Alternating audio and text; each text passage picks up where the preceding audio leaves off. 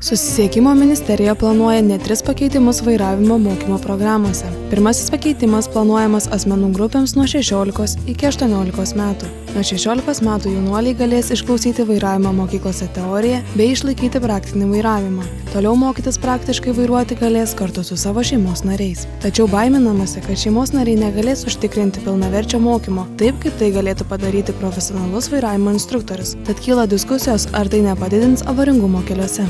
Kad dėl to išaugtų avaringumas tikrai nemanome. Priešingai, mokinys 1,5 metų atsimokęs su šeimos nariu, nebejojom, kad bus atsakingesnis vairuotojas gavęs vairuotojo nuolatinės teisės. Šitas klausimas iš tikrųjų yra toksai labiau retorinis, nes tiesioginės sąsajos būtų labai sunku susijęti, kad būtent dėl to, kad pradėjo daugiau mokyti vairuoti tėvai, kad dėl to padidėjo avaringumas.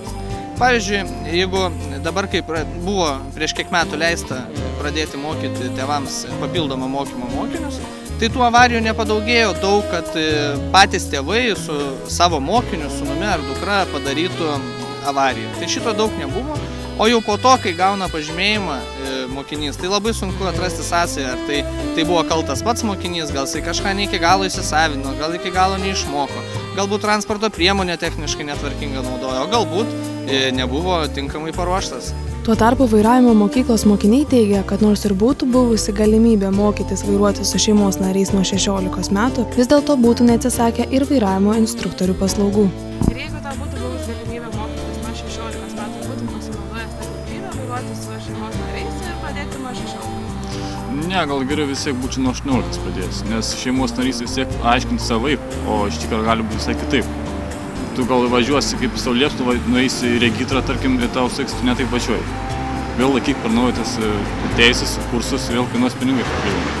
Manai, kad geriau išmokina vairavimo instruktorius negu šeimos narys? Taip. Antras pakeitimas numatomas 18 ir daugiau metų amžiaus grupiai priklausantiems būsimiems vairuotojams. Norinčiam įgyti vairuotojo pažymėjimą, tokiam asmeniui siūloma baigti trumpesnį 12 valandų saugaus eismo kursą. Vairavimo mokyklų atstovai teigia, palaikantis sprendimus, kol šie konstruktyvūs ir naudingi. Nuo 18 metų mokinys jau turės galimybę rinktis.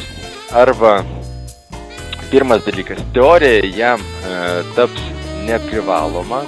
Pilnai jis tik tai praeis trumpą teorinį kursą saugaus eismo pagrindai. O kelių eismo taisyklės jis galės mokytis arba savarankiškai, arba vairavimo mokyklose. Mano nuomonė yra tokia, kad visą laiką pakeitimai yra naudingi, jeigu jie yra teisingai suprantami ir teisingai įgyvendinami. Ir šiuo atveju iš tikrųjų didžioji dalis šitų pakeitimų yra naudinga. Svarbu, kad rezultate tai duotų tikrosios naudos mokiniui ir būsimam vairuotojui, kad sumažintumėm avaringumą, taip pat, kad jau mokiniam, mūsų klientam būtų lengviau išlaikyti važiavimo ir teorijos egzaminą regitroje. Trečioji modeliu siūloma būsimam vairuotojui turinčiam aukštą išsilavinimą leisti laikyti B kategorijos egzaminus tiek teorijos, tiek praktikos įmonėje regitra, be privalomojo reikalavimo mokytis vairavimo mokykloje arba su savarankišku vairavimo instruktoriumi. Trečias pakeitimas, tai paprasčiausiai, kai žmogus užbaigia aukštuosius mokslus, jisai galės rinktis, ar jam mokytis vairavimo mokyklai, ar pas instruktorių, ar su šeimos nariu. Paprasčiausiai jau nuo 24 metų amžiaus grupė jinai yra visiškai kitokia, jinai ženkliai saugesnė ir tokie vairuotojai nepadaro eismo įvykių. Dėl to ir siūloma įteisinti tokį laisvesnį modelį. Taip pat atsižvelgiam į tai, kad yra ne viena šalis, kur iš vis nėra privalomas mokymas vairavimo mokyklose. Tai manome, kad asmenims, kurie baigė aukštąjį mokslą, tikrai galima jau pasitikėti jais ir kaip išmoks jų reikalas, regitroje jie bus vienodai egzaminuojami. Jeigu jisai nemokės važiuoti, jis neišlaikys egzaminą.